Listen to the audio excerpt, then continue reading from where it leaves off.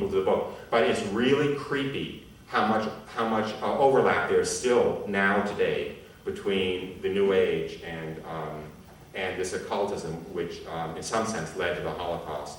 Let me just give one little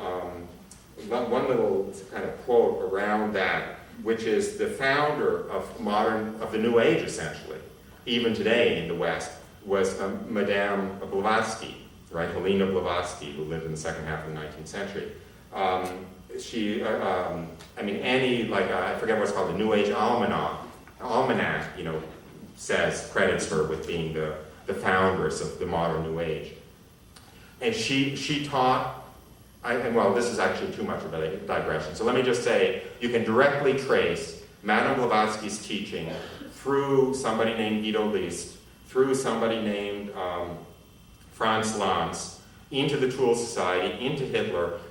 This guy, Franz Lanz, had a occult journal called Ostara, which was vehemently anti-Semitic. I mean, it talked about the Jews being like these demonic beast men behind all of the evil in the world.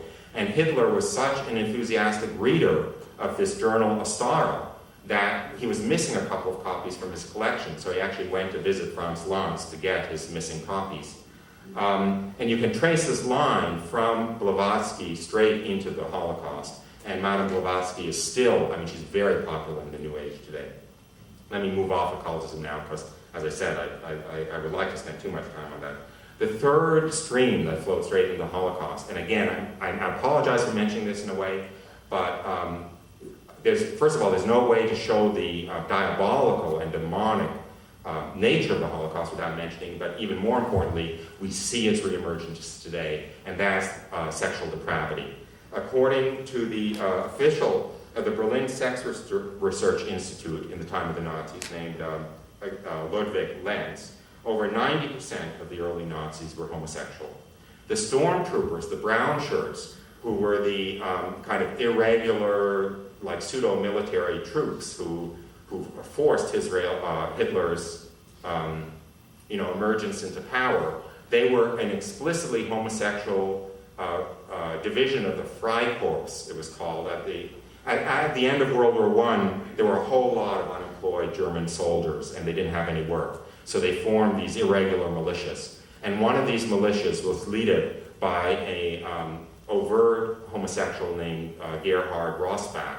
And it was that group, headed by Gerhard Rossbach, became the Brown Shirts. At the time it was the Brown Shirts, it was headed by another overt homosexual named Ernst Röhm, who made no secret of his homosexuality, and I'll read a couple of quotes about that. He was continually getting in trouble with the police for very violent homosexual activities. All of the leaders of that first generation of stormtroopers were homosexual. And in fact, their first meeting place was a permanently reserved table in the largest gay bar in Munich called the Bratwurstwalker Tavern, where Rome had a table permanently reserved to serve as the high command for the Brown Shirts. Again, should anyone think that this stuff is just myth, there's plenty of documentation, and a lot of it, obviously I go into the lengths in the book, but I'll just read one site because people have accused me of this not being true. There was a German homosexual magazine in the 1920s and 1930s in Germany called Der Eigene, meaning the elite, which is what they call themselves. Again, you see that today, right? The kind of pro-homosexual groups almost asserting that there's a kind of superiority to them. But anyway, never mind that. But this German homosexual magazine wrote, quote, "Men such as Captain Röhm are, to our knowledge, no rarity in the Nazi Party. It rather teems with homosexuals of all kinds. The joy of man in man is the highest virtue of the Teutons. It is cultivated and fostered by them as in no other male union." Hitler released from jail a convicted pederast named Baldur von Schirach to head the Hitler Youth. Okay? This stuff, it's really blatant, it's really documented, it's really out there, it's really suppressed. So, by the way, I'll just close with this little bit of a teaser, which is during World War II, there was an OSS report developed on Hitler. The OSS was the predecessor to the CIA. And the psychiatrist who developed this report reported having in his possession documents proving, actually police reports from Vienna that Hitler had been a homosexual prostitute in Vienna from 1907 to 1912, and that his discharge, dishonorable discharge from the German army, was for homosexual activity. Okay, so this is not. I mean, in some sense, I'll just leave it there. I mean, it's not to cast aspersions on anybody who is in some sense a victim of homosexuality. But I think I'm still legally allowed to say that the devil has influence over humanity, and he influences humanity in a number of ways, including through temptation.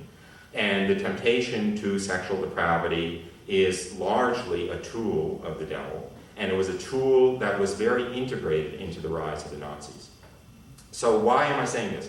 Because I basically want to just paint this picture that the Holocaust was this direct, blatant expression of the diabolical will, of the devil. Why would the devil be so focused on the extermination of the Jews if they no longer had a role to play in salvation history?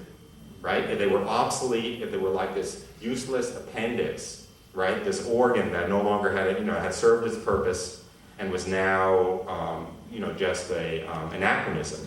Why would the devil be so focused on their extermination? And I will argue that a reasonable hypothesis is he was focused on their extermination precisely because he knew they still had a role to play in salvation history, and he knew that the second coming was to be preceded by conversion of the Jews. And if there were no Jews around, there could be no conversion of the Jews, and hence no second coming. And thank God he failed in that. But there was a secondary agenda, which in some sense was served, which is if there's no conversion of the Jews, there could be no second coming. And the Holocaust failed in exterminating the Jews, but it did a pretty good job of throwing a roadblock up against the conversion of the Jews. My story this morning, when I said, anybody but Christ, that was in some sense an allusion to that. I mean, and any of you know Jews, and if you just look at what happened when the movie The Passion of the Christ came out, I mean, Jews have a tremendously exaggerated resistance to conversion to Christianity because of the Holocaust. In some sense, they can be forgiven that, I think, because, they're, in some sense, the victims. But on the other hand, Christians have backed off of evangelizing Jews or even praying for the conversion of the Jews because of the Holocaust. And that, I think, is, in some sense, inexcusable. And you see this even in the Catholic Church, right? Before World War II, there were organizations within the Catholic Church to work for the conversion of the Jews, to pray for the conversion of the Jews. As a matter of fact, there were some Jewish converts from the 19th century who started. There was a religious community, the Sisters of Zion. I may have the name a little bit wrong. Daughters of Zion, founded by the Ratisbon brothers, who were Jewish converts. They were founded to pray for the conversion of the Jews, and so forth. And all of these organizational movements within the Catholic Church to pray for the conversion of the Jews or to evangelize the Jews, of course, were stopped cold in their tracks by the Holocaust. So anyway,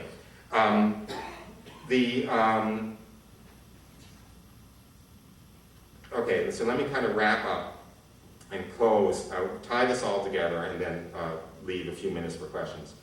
Well, let me just tie it together actually by going on to the next thing, which does tie it together, which is going back to Romans 11.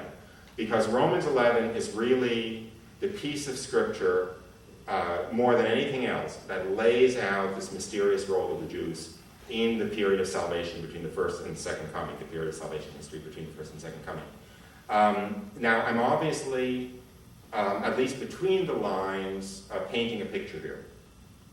And the picture is that we know a fair amount about the times that precede the second coming from Scripture.